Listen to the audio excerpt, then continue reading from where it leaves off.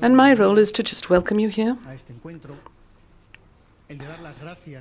I would also like to express my thanks to you for coming along and for setting up this initiative. When we organize a thing like this, there's always a paradox, because on the one hand, it's not up to us to make things useful. It's really people who come along who give some sort of sense to the meeting and make it useful.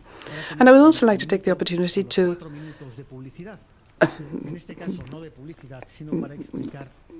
give a sort of commercial. I would like to first explain what this foundation is, the Marcelo Botín Foundation.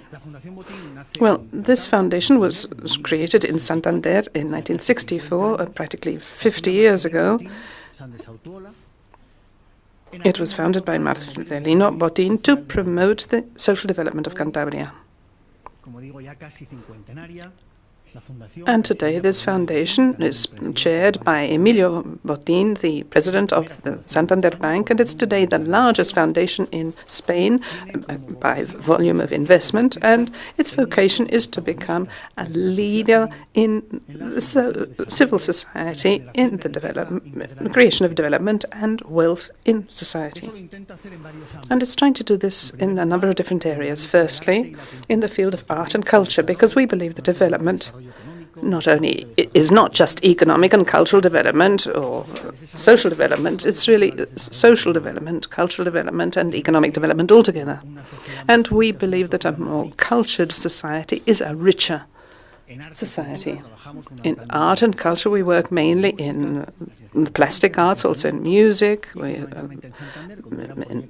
organize lectures, and in Santander we have a large project that you might have heard about, which is the Botín Art Center, which aims not only to be an art center, but also to be a large center for the promotion of creativity through art. And that ties in with our education program. And in addition to this art and culture program, we have 3 programs for socio-economic development in the field of science, rural development, and education. I'm not going to explain what we're doing in each of these fields. They are leaflets produced by the Botín Foundation. Although it seems that we only have these leaflets in English right now. So if we don't have a good enough English, well, you can at least practice by picking up one of these leaflets. And in all these different areas, there are 2 common denominators which are important for our foundation. We believe our foundation, both why it was created and how it does things. There are 2 main aims. Firstly, we believe the only driving force for development is a person with talent, which we should call creative or creating talent. And the only entity that can really make something exist where it didn't exist previously is man, people. People who have that special something that is able to create something that didn't exist previously. And so the foundation, in everything it does, in science, in rural development, in education, it's always trying to detect this creative talent and to promote it. And secondly, in each of these fields, we try to take risks. We believe a foundation like ours, through civil society, has the obligation to find new ways of promoting development, new channels for creating wealth. That's always the situation, but especially now, in a world in which we really don't know what we should do to get out of the current situation. We do only know that what existed previously is not the right way forward. In science, in rural development, in art, in education, we are trying to find new ways of doing new things.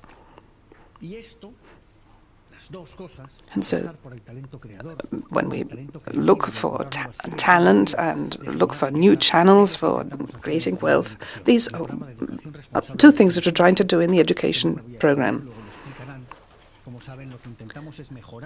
So really what we're trying to do is to improve the quality of teaching by introducing the creative and social education at every level of education. And also establish a high level of collaboration between the public and private sectors, which is something that's really very necessary in our country right now. And our foundation has two additional areas, one for social action, direct social action, because we also believe we should help, as far as we can, those who need our help here and now. They can't just sit back and wait for the results of our long-term projects. And another initiative is an observatory or a watchdog on trends. This is based here in Madrid, and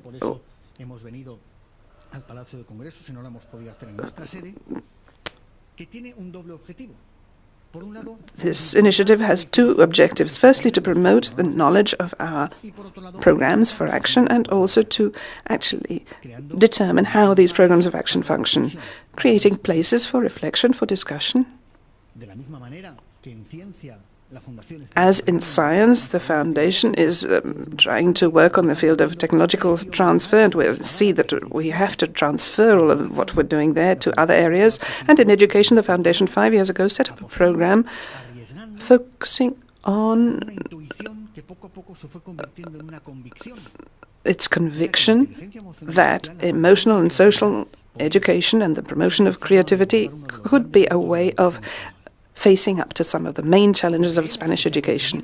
And since we believe that we've been fairly successful, we feel that we should come here and tell you about what we've been doing, so that you can all take up any opportunities that are arising.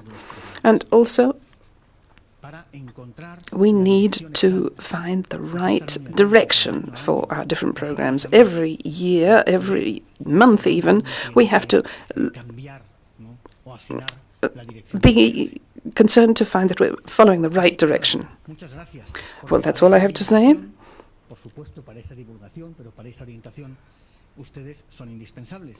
The fact is that you are essential in helping us to find the right direction. And this is, in fact, one of the first activities that our observatory has been carrying out in the field of education in Madrid. There was an important international meeting 2 years ago in Santander, and this is our first contact with the educational community in Madrid and in the rest of Spain. I know that many of you here today have come from other parts of Spain. So we're happy to help you. All the members of the Botín Foundation will be happy to help you in any way that you need. And I'll be introducing you to Fátima Sánchez, who's the director of this foundation. And I'm now going to leave you with the person that I think is the best possible person for introducing this meeting. He was certainly our first choice. Mario Alonso Puig is a doctor. He's a surgeon, in fact. But I think over recent years, or perhaps longer, he's been especially well known because he has a special approach to the functioning of the human mind. He's a great friend of the Botín Foundation. He's participated in many of the activities of our foundation. And for us, and I hope also for you, it's a real pleasure and a luxury even to have him with us today. So, once again, welcome and thank you, and I hope this session goes very well.